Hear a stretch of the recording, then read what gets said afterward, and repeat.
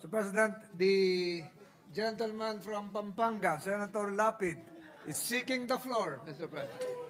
I move that he be recognized, our Kabalen. Senator Lapid is recognized and you may proceed, sir. Okay. Mahal na Pangulo at sa aking mga kagalang-galang na samahan mga senador, ating mga kababayan, magandang araw po sa inyong lahat. Unang-una po sa lahat ay nais ko pong ipahayag ang aking taus-pusong pasasalamat sa inyong lahat.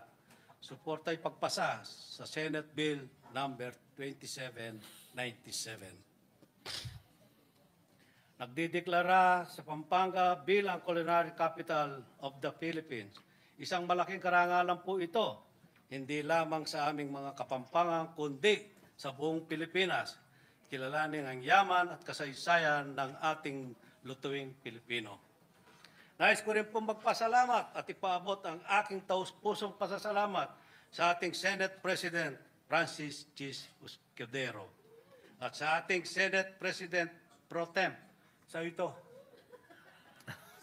Jinggoy Estrada, at sa Senator Majority Leader Francis Tolentino, at sa Minority Leader Coco Pimentel, at si Senadora Risa Ontiveros. Maraming salamat po sa inyo. At sa ating mga kasamahan, mga senador, lalong-lalo na kasamahan nating Senador Mark Villar na buong puso sumuporta bilang sponsor ng panukalang ito. Maraming salamat, pare. Bilang panukalang ito, lubos na nagpapasalamat ako sa kapwa senador na nandito ngayon. Maraming salamat po sa inyong lahat at tiwala at suporta upang may sa katuparan ang panukalang hakbang na ito. At hindi ko rin po makakalimutan ang pasasalamat na tumulong sa mababang kapuluan ang dating Pangulo, Gloria Macapagal Arroyo, at ngayon ay Congresswoman ng 2nd District ng Pampanga, na tumulong din po paano may pasa ang aking Republic Act 9999, ang Lapid Law kung tawagin. At pasasalamatan ko rin po si Congressman Janjan Lasatin ng 1st District ng Pampanga, Congresswoman Ana York ng Bondo ng 4th District ng Pampanga, at si Congressman Aurelio Gonzales ng 3rd District. At nais ko rin po pasalamatan ang ating Speaker, Martin Romualdez.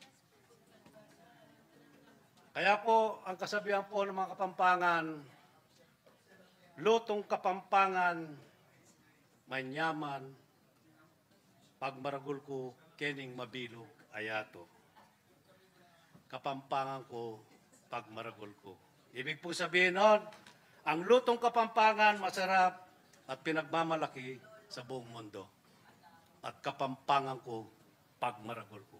Mabuhay po kayong lahat. Thank you, Maraming Senator salamat. Lapid. Kanina pa bilasa at maingay ang plenaryo at gallery. Ikaw lang pala makakapagpatahimik sa kanilang lahat, Senator Lapid. Maraming salamat. Majority Floor Leader.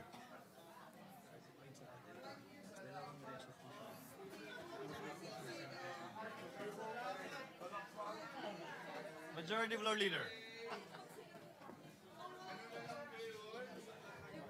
Mr. President, the chairman of the committee, Senator Mark Villar, is seeking the floor likewise for a manifestation. Senator Mark Villar is recognized for his manifestation in connection with the third reading of the bill that he sponsored. You may proceed, sir. Mr. President and dear colleagues, allow me to express my heartfelt gratitude to everyone who has made possible the approval on third reading Senate Bill number 2797 under Committee Report number 333, or the Act declaring Pampanga as the culinary capital of the Philippines, of course under the leadership of our beloved Senate President, Chis Escudero, and all the senators, especially our Kapampangan Senator, si Supremo Senator Lito Lapid. Congratulations. And to everyone, because everyone helped to make this bill possible. Throughout the well-decorated history of our country, at any point, our culinary tapestry did not disappoint as an identifier of the rich cultural heritage of being a Filipino. It remains a vital component of our identity as a country of impressive gastronomy at par with the global culinary landscape. By declaring Pampanga as a culinary capital, we do not dismiss the similar hearty dishes hailing from other places in the Philippines, as every delectable Filipino dish boasts of their own distinct culinary edge. This recognition of Pampanga is a way of celebrating its extraordinary influence on Filipino food while still honoring the cultural diversity that makes our nation's cuisine so rich and vibrant. Mula sa Pampanga, baybayin po natin ang iba't ibang culinary destination sa buong Pilipinas.